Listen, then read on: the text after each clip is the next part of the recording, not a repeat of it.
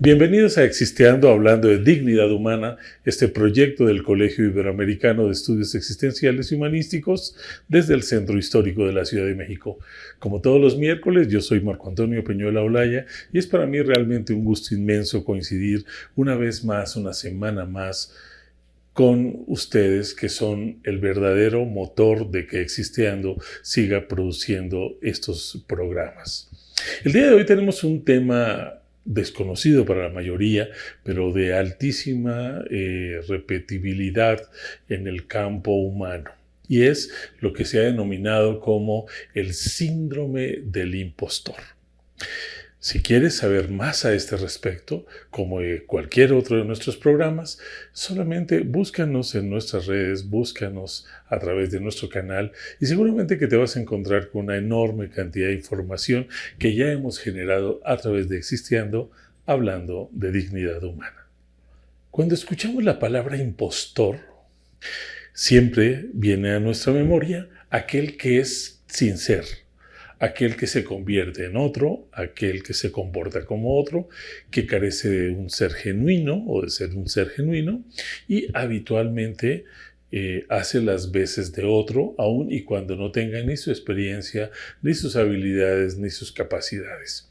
Pues justamente por eso la literatura en psicología ha denominado al síndrome del impostor como esta experiencia interna que vivimos muchos profesionales, sobre todo a lo largo de nuestra vida, en donde dudamos sobre nuestras habilidades como profesionales.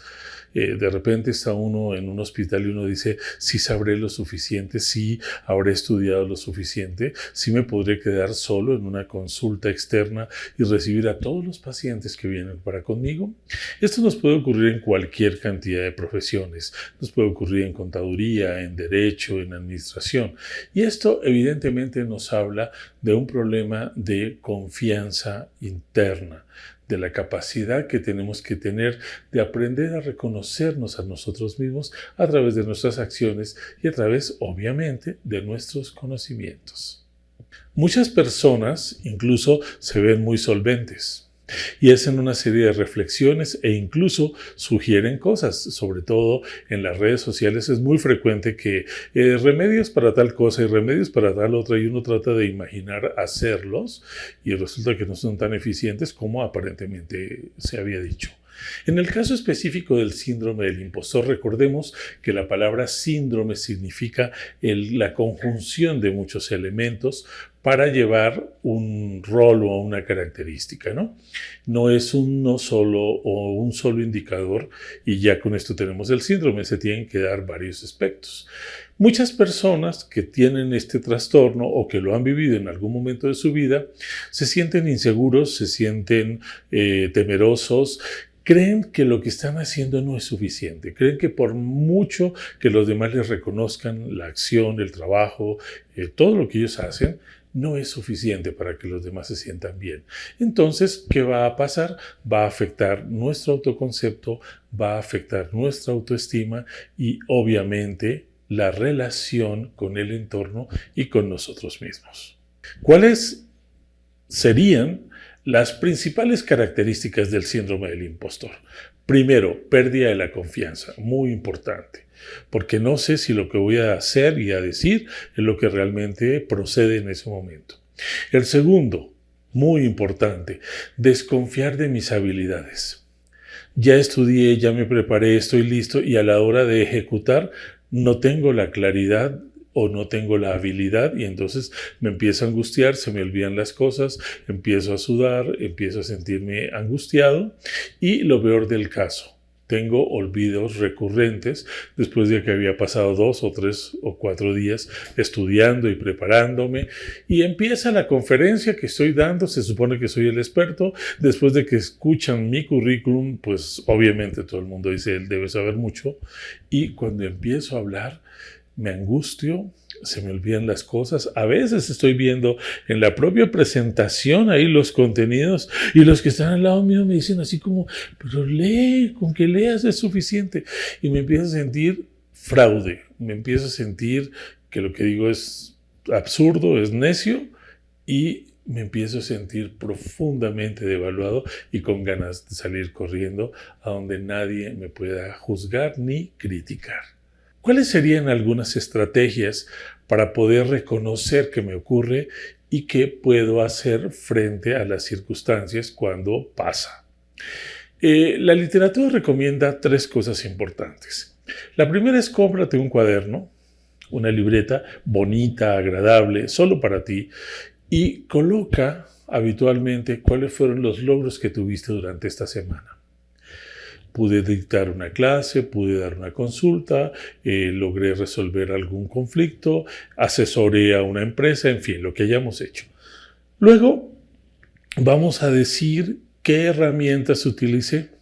Mi discurso, mis conocimientos, la lectura, las herramientas tecnológicas a través de las cuales hice una conferencia o hice un video o un TikTok que me permitió transmitir eficientemente la información. ¿Cuáles son los resultados beneficiosos de lo que estoy haciendo? Pues estoy en un momento dado capacitando a nuevas personas, mejorando un plan de trabajo, difundiendo una teoría. Y cada vez que yo entro en ansiedad y preocupación porque me siento un fraude, voy y reviso y esto me va sirviendo como una especie de evidencia de que en realidad soy un juez y un tirano muy severo conmigo mismo. Quiero contarles que esto no nos ocurre de la noche a la mañana. Fundamentalmente, desde que nosotros éramos niños, se empieza a generar este tipo de problemas. Por ejemplo, hay mamás que dicen, ay no, Gabrielita toca maravillosamente. La estoy llevando a clases a Yamaha y tan pronto la vieron tocar, se la querían llevar a Tokio para que diera clases a los japoneses, porque es verdaderamente una maravilla. En ese momento sientan a la niña frente al piano y ni siquiera se acuerda de las notas básicas. Y entonces queda petrificada. Y la mamá así como, no me hagas quedar mal. Te he pagado muchas horas de clase. Pues entonces, ¿a qué vas? Todos los miércoles, según la jovencita, va a estudiar y no sirve entonces que tengamos este tipo de maestros para que sea una gran concertista. En realidad tampoco tiene que ver con las habilidades, tiene que ver en mucho con el estado de ánimo. Por eso, ¿cómo conservar estas estrategias? Lo primero y lo más importante es saber que el único que va a poder dar el paso soy yo. Que aunque los demás me apoyen, me echen porras, me digan que soy una estrella, ¿sí? No puedo. Me derrumbo frente a mis propias realidades. Y vean que ha ocurrido hasta en las mejores familias. Cuando Whitney Houston, la maravillosa Whitney Houston, empezó en su decadencia, ocurría que empezaba el show, ella salía, todo muy bien, había bajado muchísimo de peso, todos apoyándola porque tiene una voz extraordinaria, como pocas en la vida, en el ser humano. Y cuando ella empezaba a cantar, de repente empezaba a darse cuenta que no tenía las notas tan claras, que los músicos que son muy hábiles tenían que hacer ajustes. Sacaba la canción de las notas básicas y terminaba desesperada porque esa canción concluyera y en ocasiones llegó a salirse del escenario y no regresó. Y la encontraron al final de sus días con una sobredosis en una bañera en su casa. ¿Por qué? Porque siendo esa voz maravillosa no creía que era real, porque sus actos pesaban más, porque sus prejuicios pesaban más. Porque aun cuando todos la admiráramos, nunca se dio cuenta que no se tenía a ella misma. El síndrome, entonces, de este personaje en el que nos convertimos, de este usurpador, de este farsante, de este simulador, nos duele mucho porque nos ataca internamente. Nos quita la voluntad, la capacidad, la posibilidad. Y desde niños no nos dimos cuenta que nuestros padres nos metían en situaciones de altísimo riesgo cuando el error no era posible, cuando nos sometían, cuando nos obligaban a mostrar nuestras habilidades, nuestras cualidades, baile, cante, vaya, venga, porque en realidad no era porque me amaran, sino porque ellos querían saber que tenían hijos brillantes, que tenían hijos a los que podíamos presumir. Pues eso desemboca más adelante en algo tan doloroso como esta autorruptura, como esta pérdida de la confianza, y me vuelvo un simulador y me vuelvo alguien que no creo en mí mismo.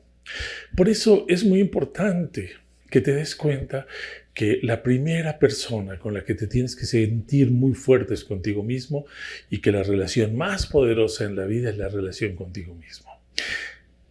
Lee al respecto, chárlalo con otros que estén cerca de ti, mándanos todos tus comentarios a nuestras redes, ayúdanos a que esta comunidad crezca, hagan los comentarios, porque todos estos comentarios nos van a servir a nosotros para que Existiendo siga buscando temas de impacto, de alto interés y, lo más importante, dignificar siempre a la persona, porque recuerda que Existiendo tiene el único sentido, el único motivo es contribuir a que la persona sea el centro de la vida social.